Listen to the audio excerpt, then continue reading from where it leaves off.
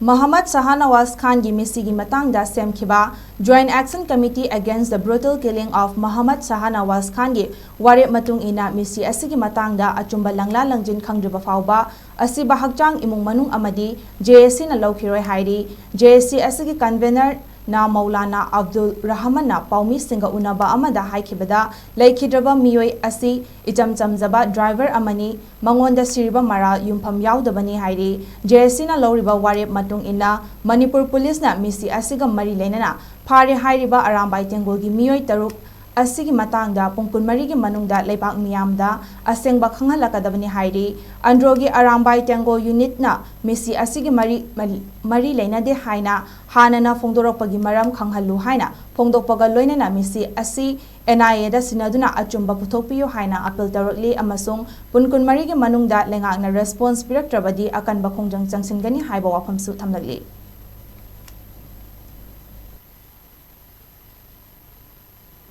JSC की माइकैदगी अमदी लैखिद्रबा मियोइगी इमुंग मनुंगदगी अतमनना महांगननी फोंदोकपा लैत्रिङैदा Arambai तेंगोल unit 2 अंड्रोगा करिगुम मरी अमत्ता लैनदे हाइना press note थोकपिरकपा असि